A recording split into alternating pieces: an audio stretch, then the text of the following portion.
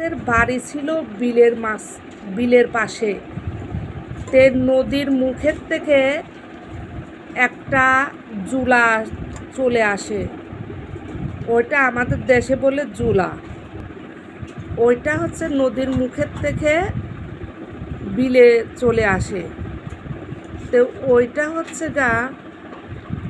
নদীর যত মাছ আছে ওই দিক দিয়ে বিলে ঢুকে যায়। একদিন রাতের বেলা আমার কাকা বাহিরে গেছে সন্ধ্যা রাতে, দেখি কি ওই ড্রেন দিয়ে অনেক মাছ উঠে আইছে নদীর থেকে, মাছগুলো বিলে চলে যাবে ঢুক। আমার কাকা তখন, আমার আরও কাকা আছে দুইটা, ওদেরকে ডাকলো।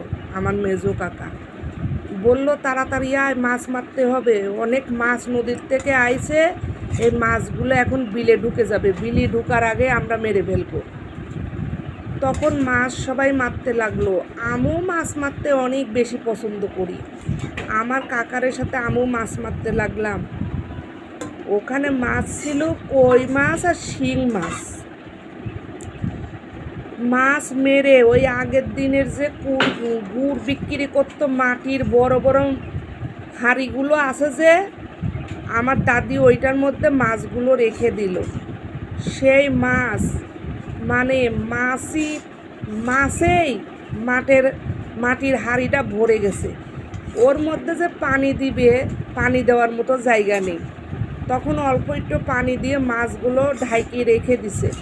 সকালবেলা ঘুম থেকে উঠে দেখে সবগুলো কই মাছ মরে গেছে। তো এখন কি করবে, অত মাছ কি খাওয়া যাবে নাকি?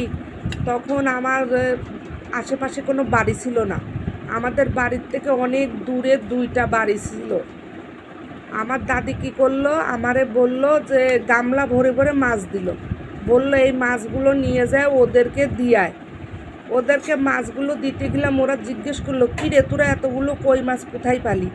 তখন আমি বললাম রাতের বেলা হচ্ছে আমার কাকা, রাতের বেলা আমার 3 কাকা আমি মিলে এই মাছগুলো মারছিলাম, কিন্তু মাছগুলো মাটির হাঁড়িতে রাখছিল, মাছেই ভরে গেছে। দাদি পানি বেশি দিতে পারে নাই, তাই মাছ মারা গেছে। এতগুলো মাছ তো আমরা খেতে পারবো না, এই জন্যই আপনাদেরকে দিতে আসছি। তা আসলে সেই দিনগুলো কোথায় চলে গেল, এখন আর সে দিনগুলো কখনো ফিরে আসবে না। কিন্তু স্মৃতি হিসাবে এই কথাগুলো এখনও মনে পড়ে, চোখের উপর ভাসে, দৃশ্যগুলো ভোলা যায় না।